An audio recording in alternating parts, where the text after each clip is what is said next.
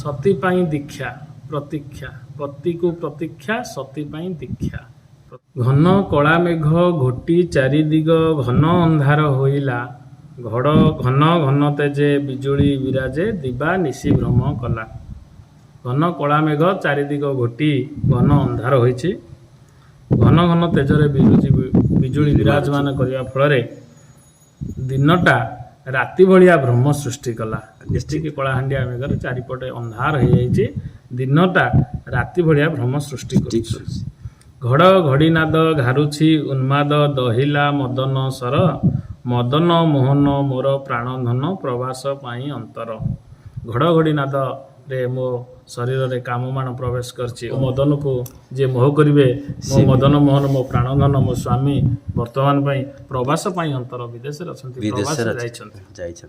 कंठ करी गले किया न फेरिले विरह वेदना घारे कोहला पवन करिला उच्छन घाइला मु काम सरे।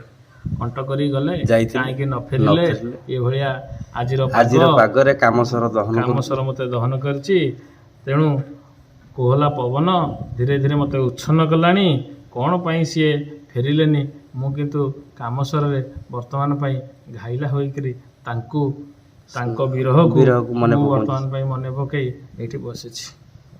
मेरु दुई उरे सिंहरणे भरे तापे तनु कंप मान डाकुछि डाउक रडुछि मुंडुक शेषरे हिया दहन। मेरु दुई उरे दुईटी मेरु मो उर बा छाती रे थिबारु सिंहरण भरी जाउछि मो देह सारा सिंहरण भरिकरी मो शरीर तापे तनु कंपमान मो शरीरटा कंपमान होउछि डाकुछि डाहुक रडुछि मुंडुक डाहुक मंडुक बेंग एमानंकर जो आह्वान वर्षा को ए टाइम रे तांकर जो रडी से रडी रे मोर हृदय वर्तमान उच्छन मध्य होउछि। कूल को लंघिबा कूलटा होइबा सतीर स्वभाव नुहे पति प्रीति प्रभे सती सदा शोभे। पति प्रीति प्रभे सती सदा शोभे परते परे न चाहे। कूल को लंघिबा कूलटा होइबा असती होइबा सतीर स्वभाव नुहे पतिर प्रीतिर प्रभाव रे सती सदा सर्वदा शोभा पाए परते टिके हेले भी मध्य पर को चाहे नहीं। क्षणिक उन्माद पर क्षणे खेद क्षणा बेगे सुख क्षणे पति को प्रतीक्षा सती पाई दीक्षा। पति को प्रतीक्षा सती पाई दीक्षा प्रत्यक्ष नीलम भणे प्रत्यक्ष नीलम भणे। क्षणिक उन्माद रे परक्षण जो दुख आसीबो खेद आसीबो क्षण आवेगरे मो जो अल्प टिके आवेग पाई परक्षणे भूल रास्ता को न जीवा पाई एठाई परामर्श रहिछि मो तरफरु।